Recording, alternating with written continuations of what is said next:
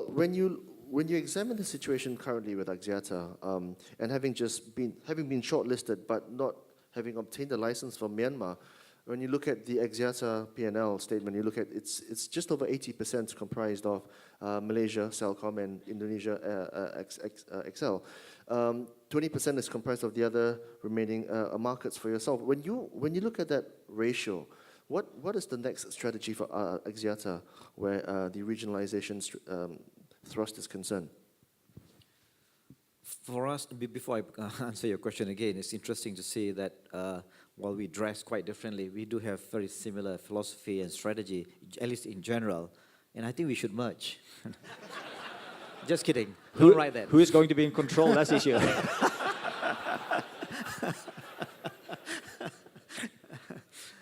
Yeah. So from our perspective, it's very clear that from a acquisition perspective, our strategy is more in-country consolidation. That's been very quite clear. So we have been putting a lot of focus in this area. So we have done a bit of that in Sri Lanka. We acquired a company which is very much into the enterprise space. We acquired a company, one of the other telco players. In Cambodia, we acquired the third largest company in Cambodia, so that we merge and consolidate the market to a lot of extent because of that. In Indonesia, just very recently announced, in fact yesterday, we got approval to merge with Axis, the fifth largest player in Indonesia. And you could see the trend that's our focus to be involved in consolidating the industry. Especially when the industry is maturing, there's not much growth, we got to relook at the structure of the industry itself, and hence that's our focus.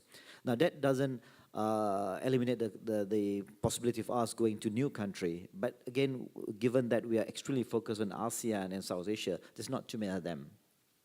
The other areas of our acquisition, or M&A, is more on the adjacent businesses. So again, in Sri Lanka, we acquired a small e-commerce company. In Indonesia, we did a joint venture with SK Telecom on digital services, and you will see more, but small one coming. So that's more or less our M&A strategy. Could I just comment on that?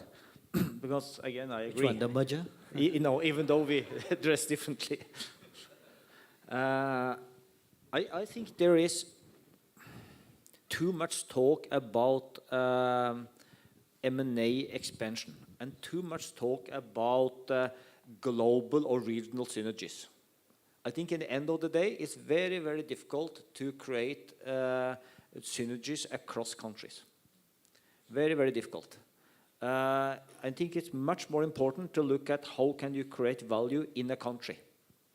And I think if I have an advice to other companies that want to go abroad, don't look at how many flags you can plant in different countries.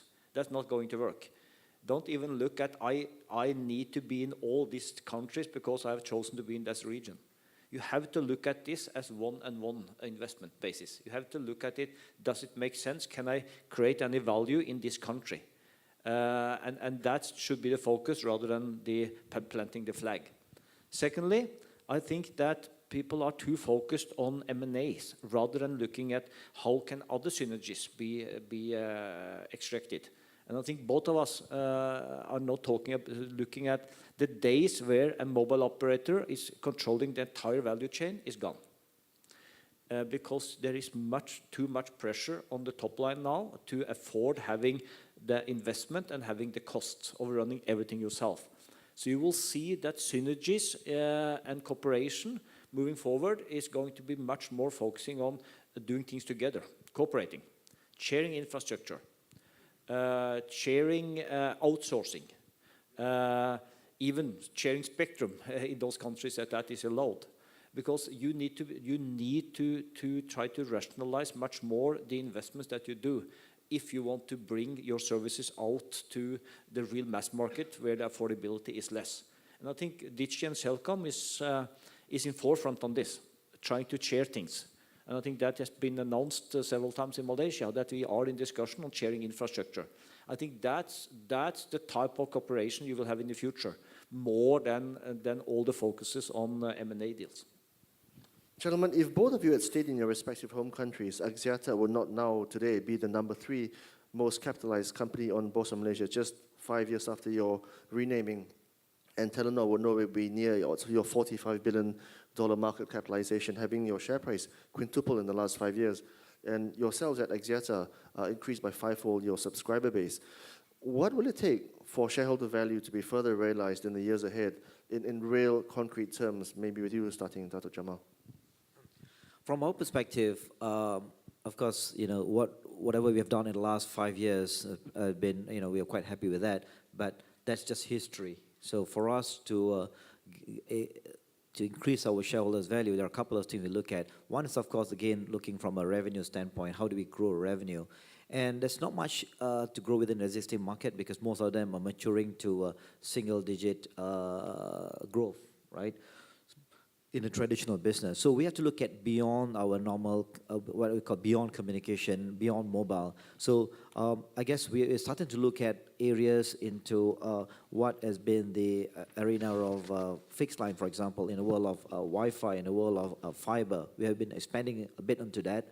We're also looking into, I kind of mentioned digital services, maybe in a modest way, maybe not aggressively yet, beyond what are the services that we can leverage on our subscriber network, distribution, brand. And so leveraging those things, we can move into a bit more into digital services space from a payment, advertising, a bit of e-commerce and so on and so forth. That's how we look at it. And if we, this is very long term. In fact, for the next 3 years, it will hardly change our revenue significantly or even our market share. But again, look, we are a long-term builder. So we look at it beyond 5 years. We believe that will change. We will completely change the company from where we are today to a digital company. So that's from a revenue perspective. And we talked about a bit of M&A earlier. Then, of course, I agree 100% with Sigve. The other aspect is increasing value is the cost. And we have done a lot into reducing costs, marketing costs, people costs, network costs, distribution costs, and so on and so forth. But there's a limit we could do all of that. The next wave, starting from a few years ago, we're already working on it, is structurally change our costs.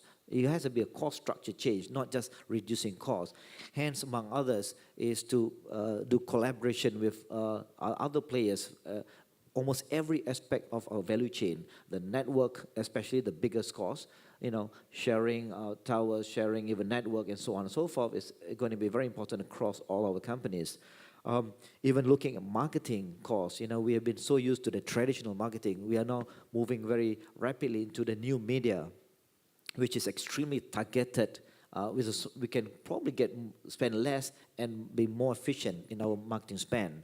And I could go on and on in terms of costs, including procurement, completely looking at new procurement across the group completely. We spend about 4.5 billion ringgit per year on CapEx, and it's a lot of money, and 10 plus billion ringgit on OpEx. There got to be a better way of procuring all these products and services. So that we had to have a structural change in how we spend, and so on and so forth. So that's on the cost side.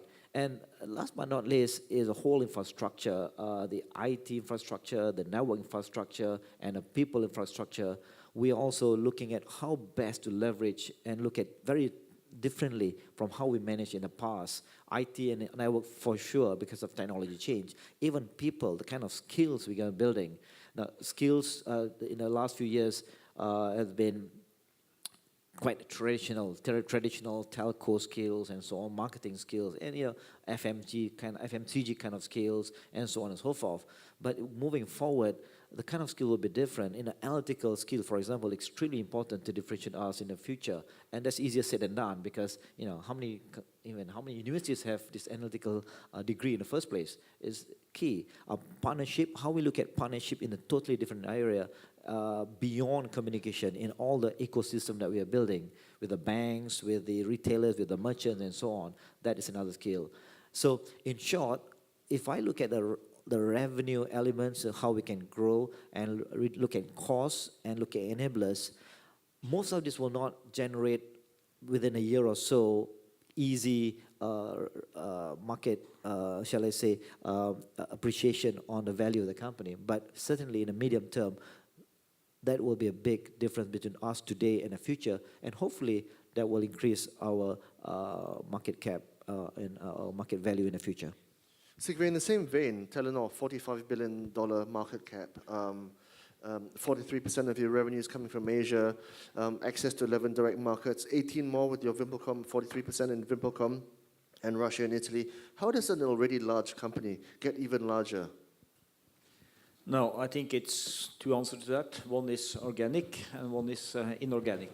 Let me take the organic first. I have nothing to add on the cost side to what Dato Jamal said. I agree to all that. And I think it's significant things you can do on the cost side, but you have to challenge again this conventional wisdom that in telecom you need to own everything. You need to own even the steel on your towers. That was what everyone said in the past. That's not going to be the future. You are going to move yourself more into being customer focused, controlling the customer interface, sales and marketing. The rest you can basically have other ones doing or you can share it. On the revenue side, I think the challenge is to monetize data, because the future wave in telecom is going to be data. And if we are able as telecom operators to do on data what we did on the voice, meaning connecting everyone to data, not only you guys, but the ones sitting really out in the rural areas in Malaysia. If everyone can be empowered by a smartphone. Today, I think 36% or something of the mobile customers in Malaysia have a smartphone. Let's move that up to 100%. Let's have everyone having a smartphone in their hand, everyone accessing internet, everyone downloading content. If we can do that, there is a huge revenue upside, but we have to be able to monetize it. And as I said, on this one, we need to learn from the mistakes done in the West, in Europe and in America, where you gave away too much of this for free. Because honestly, I think you guys, you are able to pay for that data consumption because we are giving you services on the fly or mobile services that you are able to pay for. So it's up to us to price that rightly. Secondly, on the revenue side, move into new type of services. Telenor, we are quite bullish on financial services. We think that more of the financial services should be moved over to the device.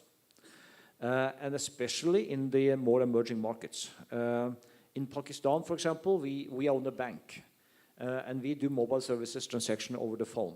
10% of the revenues of our Pakistani operations is now coming from those money transactions. And we think there's a huge upside to do that. It's not to compete with existing banks, but it's basically to take the banking relations out in places where there are no bank branches to extend the bank offerings. So that's that part of it. Another one is, of course, the inorganic, hunting for new markets. And we will constantly have our eyes open to do so, if they're possible, then to do that. Right now, our focus is on India, and right now our focus is on Myanmar, but there will be more opportunities to come. So I disagree with people saying that it's over for telecom. I disagree to that. It's not, yes, the markets are fully penetrated on voice. Yes, they are matured. Yes, there are no, Myanmar was the last market left where you can basically do what we have been doing the last 20 years. But it's not over if we're able to take those challenges that we are talking about. In both cases, gentlemen, leadership is very important. And with Axiata, it does appear, Dato Jamal, that your challenge is a little bit more magnified than others because on the one hand, you've got your Global Talent Council and your target of talent to come through 100 plus CXOs within the ranks by a certain time. But then when you counterbalance that back home against Malaysia's social priorities, how do you ensure that your next generation of leaders and sub-leaders are going to be good enough to drive the company forward the next 100 years?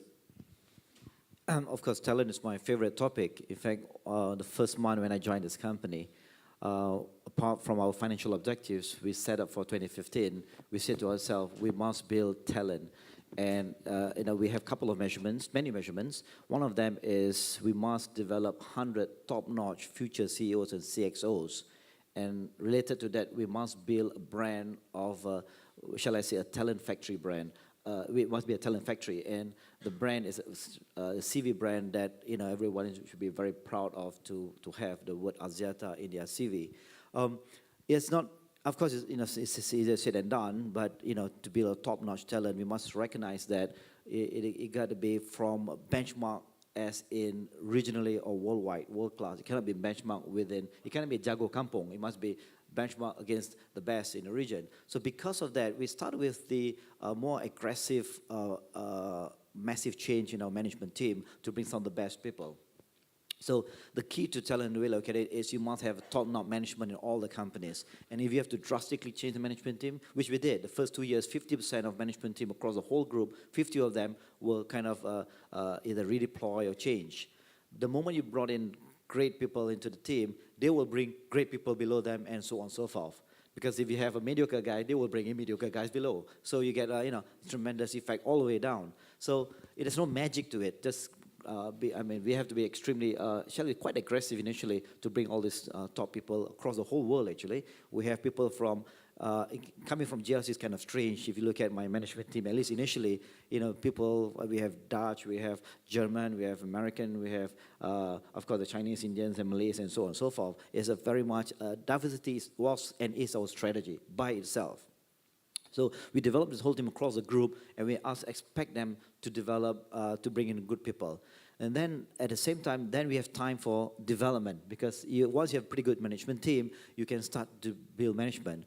And 3 years down the road after the Axiata exists, we now start to do a lot of rotation. So we have the principle of what we call the personal development. Now, in other words, when we develop people, they have to develop themselves. What we call the other one is experience-based, which is we kind of rotate a lot of people. In fact, most of the countries, we stop this concept of vertical promotion, right? People don't get just promoted vertically. You must go horizontally and then diagonally, not vertically straight away. So a lot of people now being rotated from maybe CFO to even non-CFO, which we did a couple of times. There's one person from marketing to head of all the technology and IT aspects so that they learn. So a lot of horizontal movement were done. Then the third aspect is the, the development aspect. So actually we spent a lot, millions and millions in training and development for middle and top management, and also lately on technical too. I'm talking about millions, right? We partner with INSEAD, we partner with a few companies to develop customized modules for ours, not the typical boring management style, but extremely customized for Axiata itself. And lastly, it's relationship-based. So we build a mentoring system in whole company so that people mentor certain other people outside their own direct responsibility. So with these 4 areas of experience, personal development, relationship, and development, we managed to build quite a good set of people already. So we now have about 116 people in a top notch where we are actually looking at them. And one of them became a CEO, will become CEO this January. 3 became COOs, and 1 or 2 CFOs, and there'll be more will be developed. So it's been quite a nice progression from where we started. Now then the next question is how do we merge that with the national aspirations? And we think it's quite natural, because when I say national aspiration, it doesn't have to be just Malaysia. We have Sri Lanka, they have their own national aspiration. Bangladesh, they have their own national aspiration. So we make sure that a priority will be given within for the locals, right? So similarly, we have the 7-2-1 rule, whereby in all the countries we operate, we want to have, as a rule of thumb, 70% managed locally, by Bangladesh managed by Bangladeshis, and so on and so forth. 20% from the group. This is where we send people from the group, including Malaysians, to be, we have CFO in Indonesia, a Malaysian, we have a product head in Bangladesh, we have a Malaysian already as the CFO in Cambodia, and so on and so forth. So we allow, and vice versa, we have Bangladeshis and Indians in other countries. That is a very important part also of our development. So all this, we look at it is just to build talent for the country. And and therefore, well, the last 10% actually is people from anywhere in the world. We are very conscious of the fact that it cannot be just us and us. We always want to inject people with different skills and background, maybe even different industry in our group. So that's been very clear rule of thumb that we operate. But because of that, because of the fact people are now intermingling with other races, other nationalities, other skills, they themselves get developed. So, and therefore we are able to not only develop talent, but also meet the national aspirations of all the respective countries, including and especially Malaysia. Sigve, this appears to be an area where Axiata might diverge from the Telenor culture. When you look around the overseas units for Telenor, it's a very clear, and it's defined by your Scandinavian stroke Norwegian lineup of chief executives. In Malaysia, you've had Tore Jonsson, Morten Lundal, Johan Dendelin, and then now Henrik Clausen. Does your affinity for the avowed Norwegian stroke Scandinavian management team hold it back in any way, shape, or form, or does it add more benefit than negatives? No, it's a little bit yes and no. Let's first take the facts. In 6 countries in Asia, we have a Danish guy in Malaysia, American guy as a CEO in Thailand, Norwegian guy in Myanmar, Indian guy in Bangladesh, Norwegian guy in India, and a Danish guy in Pakistan. So for us, we are really putting a lot of effort on building cultures and values, because we think that's a competitive advantage. We actually, and I called it not Scandinavian leadership style, I called it Scandinasian leadership style. So those of you that know Ditchy, let me use that as one example. We try to build organizations which has a unique culture. There is no offices, for example, in our organization. CEO doesn't have an office. The group CEO doesn't have an office either. We have very open office landscapes. We have very flat organizations. You will see that there are typically fewer layers in a Telenor company than there will be with our competitors. You will see that our leaders are really walking the talk. They will be out in the market. They will be very hands-on. All this, it's a little bit a Scandinavian leadership style. And then we're trying to blend that into an Asian style. And I will claim that today, one of Ditchy's competitive advantages in Malaysia, it's that we are able to attract talents that like this style. We are able to have a culture which promotes innovation.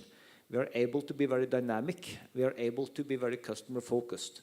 So because of this, you will see that our talent development and our leadership development is growing from below. We hardly recruit people on the number 1 or number 2 level from the outside. They will almost entirely be recruited from the inside. And in our recruitment policy, we recruit on attitude before skills. And the slogan I'm using on this is that recruit on attitude, train for skills, not the other way around. It's impossible to change people's attitude, but you can teach people skills. So the typical leader in Telenor, in the beginning, it was all about Norway, Scandinavia, as you said. But now it's not about that. Now it's more about people that have this attacker's mindset. That's if I should use one word on our attitude, it's the attacker's mindset. The ones that never give up, the ones that restlessly go after a new target, the ones that is driven by market share, not about internal targets, the ones that really trying to do things differently, the ones that think out of the box. That's the value system that we have, and that is what we based our leadership development on also. And I think that compared with many other companies, you would probably see us a little bit more unstructured in the way we do this. And that is on purpose. Because in Telenor, I don't want people to know that I need to do this job in 2 years before I can go to this job and before I can go to this job. It's all about performance. If you perform, you can do whatever you want the next day. And I want to have a very dynamic way of looking at this, all based on cultures, values, attackers' mindset, and on performance. I notice if you look at a history, there's one similarity between these 2 countries, the Scandinavians and Malaysians. We have ancient history. We're both pirates, the Viking pirates and the Malay Bugis pirates, right? So they notice how aggressive we are, but of course we evolve over time, we become a lot nicer. Gentlemen, we've got a few more minutes before we wrap and transition into the Q&A. Let's end the discussion for now with Malaysia. Now, well over 150% mobile penetration. Data clearly has taken off in a big way in urban areas. We understand that the ongoing challenges are spectrum allocations. Of course, DG themselves, at 49%, you would want more, and 75% ultimately. What is the current scenario, and let's end the discussion here with Malaysia, which is obviously a very mature market, and essentially the comfort zones. Perhaps Dato Jamal, we can start with you. So the tricky questions, then I start. But was your question about, because I see the regulator is also sitting here, so we need to be a little bit careful. But was the question about spectrum, or was it about the market in An general? assortment, I guess. The spectrum would be one, shareholdings would be the other. MCMC, of course, in the front row. So, Well, I will say, when we move into the internet world or the internet age, I think spectrum becomes even more a necessity for us as a telecom operator. And I think that our wish to all regulators, not only in Malaysia, is that the regulator need to look at what is the optimal allocation of spectrum. Because it's not enough anymore that you have the one type of spectrum. Because on voice you could either have 900 or you can have 1800 spectrum. That's not enough anymore. You basically now need to have a little bit of all the different spectrum bands. That's the only way that you can really penetrate the market both on voice and data. That's the only way you can deliver data consumption services to you guys and at the same time go deep into the market with affordable services. So the spectrum map, the spectrum roadmap, the spectrum allocation is going to be a little bit more challenging. And for us as an operator, spectrum becomes an even more important part of our business than it has been in the past. So moving forward in Malaysia, I hope that the regulator will continue to listen to the industry on this point. To see what is the most optimal way of dealing with this, and how can we refarm spectrum, how can we reallocate spectrum, how can we make sure that the national objectives are being met also in an industry government type of dialogue. So that part. On the industry part, I will say that Malaysia is becoming a very advanced market. There's no difference anymore about the Singapore market or the Scandinavian markets. Malaysia is as advanced on data, on new type of services. And we are, for Telenor, for us it's important actually to be in Malaysia. This is our test bed of new type of services. This is where we learn how the future of telecom is going to be. And that's also what I see here. So when I talk about monetization of data, when I talk about partnership on content, when I talk about new type of business models, that will all start in Malaysia. This is the most advanced market we have in our portfolio. Obviously, spectrum is like land, right? People in a world of developers and many people fight, and wars created because of fighting for land. Similarly, spectrum is extremely important in the industry. This is one of the most, if not the most important assets of any operator. And in general, it's been a tough scenario for depending country by country. And not because Dato Shahrial is here. I think Malaysia have done it a lot more in an organized manner. We struggle in many other countries. In one of the countries, spectrum given to us tomorrow, they have decided just take away from us just like that, right? In three of the countries that we operate in, we have to pay money because we lack of spectrum. The recent case in Indonesia, we bought access for $865 million US, primarily because of spectrum. We were short of spectrum, and we have to pay for that. In Malaysia, Celcom, and before that, Maxis, both parties have to pay to the tune of 1.5 to 2 billion ringgit to acquire a company, primarily, if not wholly, because of spectrum again. And in Sri Lanka, recently we bought, fortunately it's quite cheap, a company to buy spectrum. So spectrum, when we can't get, of course, we have to acquire a company. So that's my advice to you, Sigve. You have to buy some companies. It's not going to be free, right? It's not going to be given in a silver platter. We have to fight for it. So we have to, because, it's a precious asset. And, it allows us to be a lot more efficient. And in some countries, it's in the case of, like, say, in Cambodia, for example, it's been a tough thing. Once you even spectrum, you might not be yours tomorrow. So it's kind of a big challenge for us. And the next wave, of course, talking about spectrum, is the 700 megahertz. That's the beach property, so to speak. So that is the next wave, the biggest wave that will completely change the industry from being able to provide broadband in a cheapest and the best quality manner. So I guess in everybody's dream, in all the telcos, we wake up every morning, we're waiting for the 700. Dr. Sharil. Dato Sri Jamal, Sigve, profound insights, profound messages. Thank you for your time. Back to you, Frida. Thank you, gentlemen. So far, we've talked about talent management, leadership, bribery, pirates, and a possible merger. You heard it all here. So we're going to open the floor for questions right now. We have to keep this very succinct. If you could give us your name, your company name. There's no need to explain what your company does. And the question, and then so there'll be opportunities for other people to ask questions as well. So there'll be people around. So if you could just raise your hand, there are people around with the microphone. Yes. Up front. He's raised his leg. Zarif.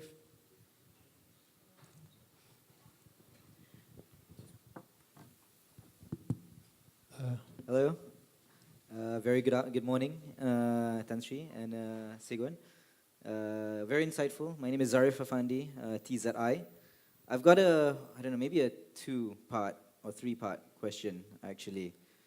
Firstly, what do you guys think about, recently, all telcos were slapped with quite a large fine from MCMC,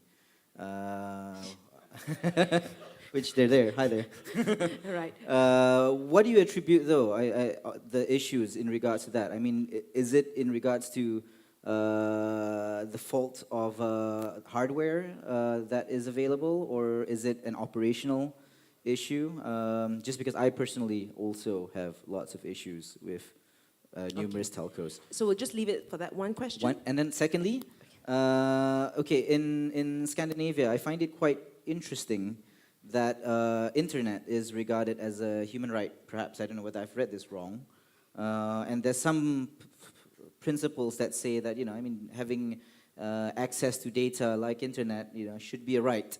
Whereas on the other hand, you mentioned just now in terms of monetizing data, do you feel perhaps the overemphasizing on monetizing of data perhaps could actually stifle innovation instead of actually making it a bit more flourished if it was available for free? Thank you, sir. I take the easy one, and he deals with the fine. You already did the trick on me. No, it's not. It's not true that in Scandinavia internet is a human right, but I think it should be. I think the one that used that word, it's the CEO of Facebook. He said that access to internet should be a human right, and I kind of agree with that, and that's why in Asia or in Telenor now, one of the three strategic pillars we have, it's internet for all, with underlining the word all. I think that as mobile operators, we should give people the right to use internet. So the mentality here is that we shouldn't do the same mistake, not a mistake, but the same rollout we did on voice, with starting in the cities and then gradually do it. Let's just go right out to the mass market and provide the people out in the rural areas with internet solutions. And to do that, we need to look at enablement, we need to have spectrum, we need to have network, we need to have handsets, cheap devices, and we need to have services. So we need to tie up with local service providers, and then we need to monetize it in such a way that people can afford. When you talk about innovation and monetization, well, I think competition is taking care of this. competition will, if the competition is right, and we have the regulator to look after us such that there is a real competition, if the competition is right, the prices will also be right. I'm just urging the industry not to destroy the opportunity themselves, because if there is no money coming out of data, there will definitely be no innovation either. So you need to find that balance. And again, I think we are a little bit lucky in this part of the world that we can learn from mistakes in Europe and in America, and trying to find that fine balance between monetization, innovation, and also affordability. Your question on fine, I think there's rumors, I'm not sure. Because Dato Syariah called me one of these days and asked me, how are you? I said, I'm fine. Maybe. So, jokes aside, it was true. I think sometime just before Raya, I think the three of us were slapped with a small fine for some quality issues. I think it's been quite frustrating when it comes to quality issues. From of course, we understand from a public point of view, we are and supposed to provide consistent quality, and that's something that there's no question about that. In fact, in almost all cases, when there are quality issues, are these areas that we want to, for even commercial reason, forget about other reason, for commercial reason. I can relate you one real story. When I was a CEO of another previous company, the minister then scolded all of us, saying, this is Putrajaya, right? They wanted us to provide similar, the best quality Putrajaya, and say that you guys are not investing enough, you're not putting in money enough. So after being scolded, and I met him one-on-one, I told him, it would cost me 32 million. I remember this number, 32 million to provide the best quality in Putrajaya. I do not mind you create a fund. I put my money 32 million to show that I will allocate this money just for Putrajaya. All I need from you is give me the sites and approval. And, it's turned out to be extremely, extremely difficult. It's like building a highway where nothing has changed, right? You build a highway for many years, you just upgrade and upgrade. It's not easy, but can be done. Here, you build an upgrade, the very cars that run on it keep changing. And suddenly there's development, there's, roads across your highway. There are a lot of things happening, and you have to keep constantly changing that on a daily basis, not even monthly. You look at our development happening all over. I think the biggest issue we have, sites. Just to get sites is extremely important. And as the customer grow, we need more sites. New technologies, we need more sites. And hence, things like sharing data, sharing sites has been a part of a strategy, not just from cost perspective, but quality perspective. So that's been a struggle. Now, of course, there are other aspects. As we migrate new technology, just like your Apple and your what do you call it? Your other PC, or even forget Microsoft. Nowadays, people don't talk about Microsoft. Microsoft. Sorry if any Microsoft people here. That it is, you have to upgrade all the time, and our technology has to upgrade. So during that phase, sometimes we do have quality issues. But having said that, these are perhaps not good reason enough for us, and we certainly would like to provide the best services. And in almost all cases, money is not an issue. That is my point. Just a comment on this one, because in the future, I'm not worried about fines from Shail. I'm worried about fines from you. Because in the future, I think for us to survive as telecom operators, we need to be much better in the way we are customer focused. We have got away a little bit easy on that so far, because we could just roll out our network, we could get the SIM cards out there, and then we could just grab the customers like this, because the demand was so high. Now, when we start getting into the mobile age, you have smartphones. You maybe even care who operator you are using, if they're Wi-Fi, if it's Digi, if it's Telco, to go to Facebook. So we are losing a little bit the control we used to have with you as a customer. You are not locked into our lap anymore. So we need to be much, much better on that. And that, I think, is the real challenge we have. How do we actually, as still a quite new industry, how do we really become customer-centric? How do we really understand you as a customer? How do we really build loyalty with you as a customer? And none of us are good at that. All of us talks about it, but I don't think there is any good, really good example of mobile operators globally that have taken that position and been able to avoid you churning out because of quality issues or because of other issues. That is a real challenge. We have If I can just add on the quality issue. I think, I talk about some of the external factors. I mean, to be complete about it, there are, of course, internal issues that we could have done a lot better than today, for sure. And one of the problems, among others, is that we look at, traditionally for the last many years, 15 years, 20 years, we look at quality from engineering standpoint. When you say drop call, from your perspective, is different from engineer. The engineers, when you say drop call, means actually drop call, right? The switch recognizes that the call has been dropped, and the conversation will stop immediately, right? And that's counted. And if you think about it, most of us have a 0.5, 0.6%. It's pretty low. That's from engineer's perspective. Then we are re-looking at that, and we say, from customer perspective, that's not drop call. When I call you and it's not clear, I say, I call you back, right? I call you back. That's actually drop call from your point perspective. It's not clear. Or somebody call you back and then say, you know what, it's not clear, I got to call you back. So calling back from your point of view is bad quality. From engineers, no problem, because the call was completed naturally, nicely. So this is just one of many examples where we were embarking this program to say, hey, we better start changing all this engineering terms to your terms. What do you mean by a drop call? When you call someone, also drop call is another one example. The other example is call success ratio, we call it. This is an engineer term, right? From your point of view, it takes so long to call you, give up, right? But engineers think it's okay, right? Because the call was finally successful. But you took so long to get someone, right? Because cannot, there's no sound, right? Whatsoever.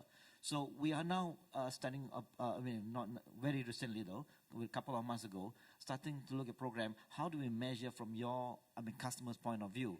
And with the little data we got already, it's not satisfactory because a lot more to be done, because just for sheer measurements were wrong in the first place. Right, we have Dato Muhammad Sharil from MCMC here today, the fine slapper. Well, I'm glad he recognizes that. Hi, I'm Sharil. I just wanted. It's working. It's working. Okay, thank you. It's a block call or a drop call, Dato. Yeah. Problem is the guy who stands between the consumers and the operators is unfortunately sitting right here. So on the one hand, the consumers say regulator is not doing enough, and on the other hand, the telcos say regulator doing too much. But I just wanted to touch on two or three points mentioned, and I'll do it in reverse. Competition has worked for Malaysia. It's worked quite well. If we looked, and I'm not sure how many of you remember, but let me share with you some statistics. We were only in 2006 at about 27% household broadband penetration. 2006, about 6 years ago. Today we're almost 69% household broadband penetration. So we've grown very quickly. Hence, maybe there's some quality issues, some catch-up in terms of further investments that need to be put in, number one. At the same time, this industry has actually hired, quadruple the number of people that's been hired in the sector in the last 10 years. Again, if you look, maybe I'll take you back about 10 years. Who in this room remembers what was the price of a prepaid SIM pack when it was first introduced? 128, somebody said, no, wrong. It's actually 199. 199 ringgit for a prepaid SIM pack in Malaysia. That was by Maxis. 168 for Celcom. And DG became the market spoiler at 99. Spoiler. At 99 ringgit. Now, imagine the situation today. It's good to have competition. Situation today, if somebody were to tell you you had to pay more than 15 ringgit for a SIM pack, you balk and you scream. In fact, today SIM packs are, with some of them loaded with about 200 minutes of airtime or 200 free SMSs for less than 5 ringgit.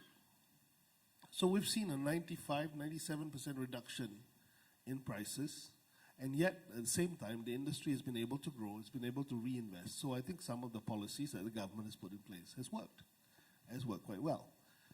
However, there are areas where competition or, because of commercial reasons, the operators do not go to, and that's why we have the government programs through the Universal Service Fund that they all contribute towards, where we put money either for either collective access or individual access in and around the further areas of the country. And we've been able to get people connected that way. We've got over 4,000 wireless villages connected. We've got over 500 of these rural telecenters doing quite well. In fact, we were just acknowledged by the United Nations Commission on Broadband, as well as the International Telecoms Union, as having one of the best models worldwide in terms of universal service provision. So what I'm trying to say is that I think in this sector, Malaysia and Malaysian companies have come of age. We are being recognized not only around the region, but we're beginning to be recognized globally. We have even seen, for example, Myanmar has adopted the Malaysian regulatory framework to introduce competition, to introduce new technologies, new services. They've adopted the Malaysian communications and multimedia legislation. So I think that's kudos to Malaysia and shows that we are moving to the regional and global stage. Thank you. Thank you. Thank you, Dato. So again, a reminder, the question, your name, your company name, and also just one question, please. Do you have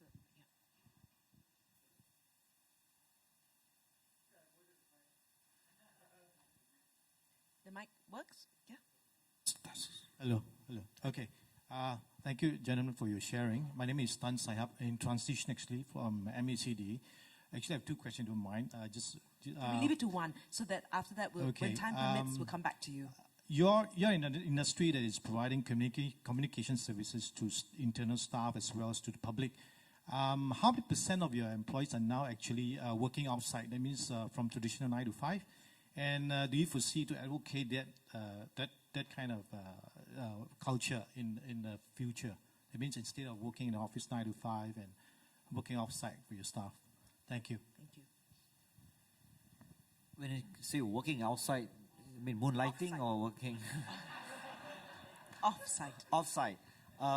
We are quite, I wouldn't say very liberal, we're quite liberal in that respect. We allow, in fact, we have a core period where they have to come in no longer from 8 to 5, for example. It's from 9:30 to 3:30. So they can come in later and go back later, and they can come in earlier and can come back, go home earlier.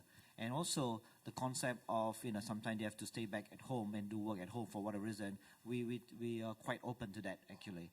Perhaps not to the level that we should be, but eventually we will be. Because especially us at a corporate center, whereby, talking about Axiata corporate center, not the whole group, whereby a lot of people travel quite a lot because from country to country. So in that respect, we're quite liberal in terms of where they do their work. Sometimes they have a few hours meeting in Indonesia, but they are there a whole day, so we don't expect them to come back, the next hour, because they can still do a lot of work off-site, so to speak. Yeah, we were not quite the level where I think we should be. I have to to admit that. Right. Number 5, we have a question there. Hi, hello. Good morning. I'm Jason from FlexiRoam. I just want a quick question on what's your view and your foresight of the future of the international roaming service space, and in light, especially in Asia, in light of the high cost and also the complex service offerings at the moment. I shouldn't have given him the previous question. No. Well, I will say that it's important, I think, talking about the being closer to the customers. I think it's important that we also, as an industry, are finding that right balance between charging the right thing and not giving away for free. And I think what you see in Europe now, where the regulator actually has taken charge of this and forcing the operators to start opening up free roaming between the countries, I hope that doesn't see the same development here. But to avoid that, I think it's up to the operators, also the businesses, to find solutions here where you find that right balance between charging for the costs, but also taking the customer's view into account. So I will say that that's not only for voice, but also for data. And in Telenor, for example, we call it bill shock. We don't want people to go to another country and use data the same way as they used to do in their home country, and then suddenly get a shock when they open the bill. So we are working on this to try to find that balance. And I can ensure that when people are more and more mobile and they start using their phones more and more when they travel, we need to find that right balance. That's also why you see some of the cooperation between operators in Asia. You have various alliances where operators are actually working on this to trying to provide both good roaming rates, but also trying to provide the same services when you travel as you have in your home country. I have a potentially controversial view on this. I think in a very long run, there's no such thing as roaming. You know, be it voice, data, it doesn't matter. It's totally distance-free, totally borderless, where it doesn't matter anymore, right? So, but to get that happen is not just easy for us to say, because we need to get the wholesale on the other side not to charge us too, right? So it might be a long way from now, but I think eventually it should reduce. I'm a big advocate, for example, on data. I'm a board member of GSM worldwide, and I've been strongly advocating like let's everybody reduce their wholesale data roaming price so that we can charge lower retail price. To be very frank, it's not easy because in Europe they depend a lot on roaming as their revenue, so it's been quite difficult.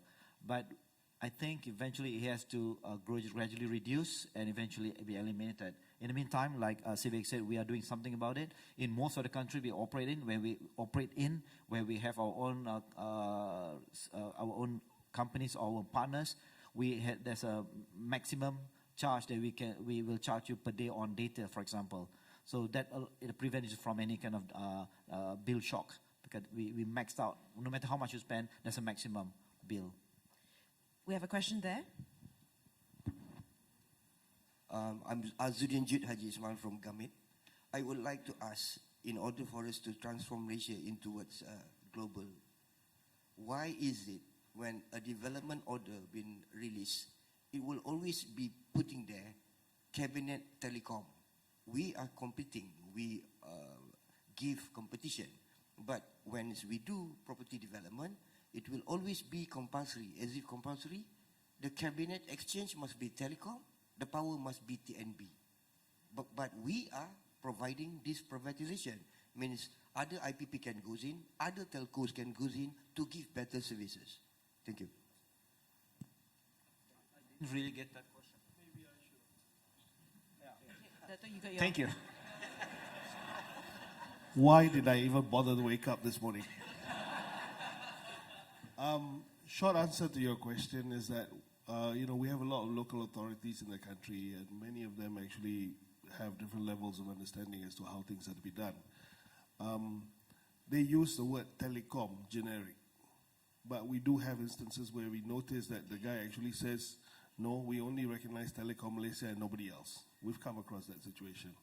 But I think this is also part of the education process. We have taken a lot of steps together with the industry to try and educate the local authorities that no, we do not have a single monopoly anymore called Telecom Malaysia. In fact, DG can do fiber to the home, Maxis can do fiber to the home, Celcom can do fiber to the home. All of these operators are all capable and are licensed in the same way. So it is an education process. If you have a specific area, location, or which local authority, please let me know. We'll go and educate them. Thank you. Thank you. Yeah, that's also, yes. Check. Hi, I'm Johnny Paul from Mobile Monday Malaysia.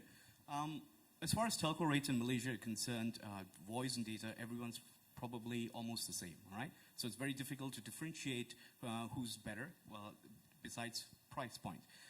OTT now comes into play, and 5 years ago, no one knew what WhatsApp was, all right? Today, it's taken almost 80% of revenue from SMS in Europe, and also is hit in Asia. So how do telecommunications companies or telcos look at OTT service? Is it Is it a threat? Of course it is. But in terms of embracing it, are telcos doing something about it? Because yesterday and today it's WhatsApp and WeChat. Tomorrow it can be something that can cannibalize voice. So instead of rather than being dumb pipes, what are telcos doing about it, and how is, especially in Malaysia, what are we doing to embrace OTT services? Thank you. Thank you. We look at it from both perspectives, both threat and opportunities. In fact, however, if we look at it purely from a threat perspective, we are in trouble, because now that we have not embraced the eventuality of things, right? The reality of life. But our starting point is customer. If that's what customer wants, if customer believe that perhaps WhatsApp is better than SMS for whatever reason, and certain FaceTime for whatever reason is better than phone call, and we will recognize that. So what has happened in Western Europe, and more and more is happening, is that we said, okay, Mr. Customer, let's not argue whether you want to spend less voice or SMS or data and all that. This is the package for you, right? Let's say 50 ringgit, right? It has X number of bytes, Y minutes, and Z SMS that you send, and you do whatever you like with it. So I think that's more of the trend, where we package it and let the customer decide how you want to spend that money, rather than argue with them, hey, no, this is better than that. So that, in that respect, that will allow us to be able to provide the same service, and without worrying about that. Now, there's a catch though. Profitability of data is a lot less than voice SMS, right? In many of the countries, in Malaysia is in the teens. In some countries, negative EBITDA. I mean, it's really every byte we lose money, right? So it takes time for us from profitability point of view to reach the same kind of critical mass.